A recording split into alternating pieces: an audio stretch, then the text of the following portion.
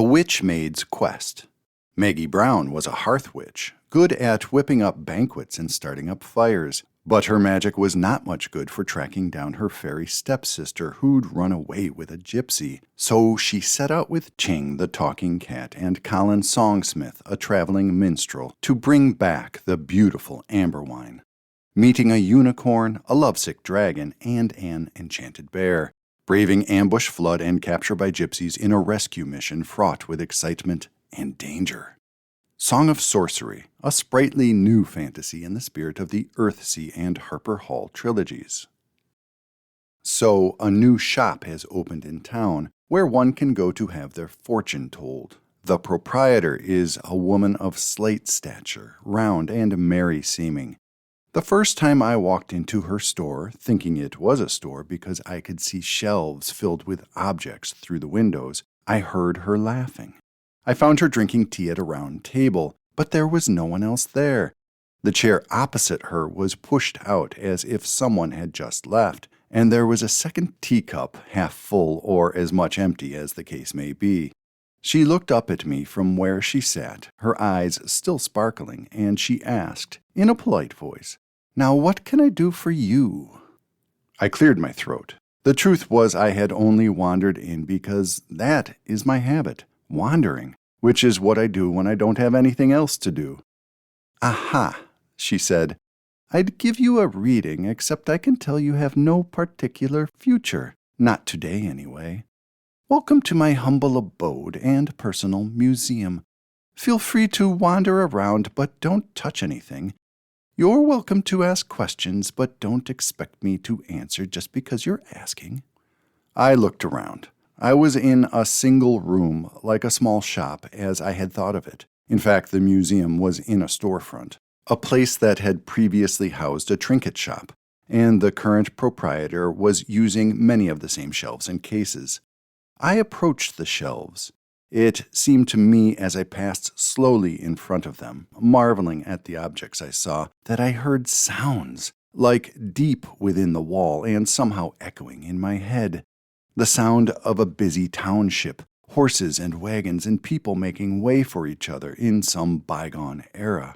Or else a kind of snuffling and shuffling and chuffing which sounded like some great beast foraging the leaf-covered ground of a forest. Or elsewhere still, a song so beautiful it was like, it was something that made my heart fit to break, and then to break again, if you know what I mean. I don't even recall walking home from the store that day, because my head was so full of images and sounds. So now I can't say how many times I have returned, and I'd like to say that Anya has become my friend. Anya is the proprietor of the museum, of course. I am usually there alone with Anya. She says I'm unusual in my town, not so much for my courage, but for my curiosity. Too much like a cat for my own good. She mixes tea using a mortar and pestle, taking a little bit of this and a little bit of that from the glass jars on the shelves at the back of the room. There's a doorway back there to her private chambers where she goes to heat water for the tea. She jokes often about my future because, as she likes to say, I have none. Not today, anyway. I suppose it could have gone on like this forever, those pleasant visits, our gentle conversations, my wandering and dithering in front of her shelves, lost in sounds and imagination, hearing her say "don't touch" so many times that I stopped hearing her say it. So then, you must know what happened next.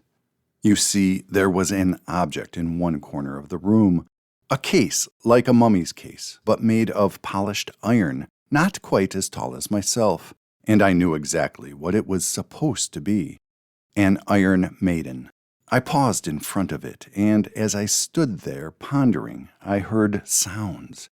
Not happy sounds, but a horrible kind of moaning, like it was coming from deep within the device. And the longer I listened, while Anya was away in the back, the more I thought, well, this is strange to say, but I thought the moaning sounded like me, myself, as though I were inside the case.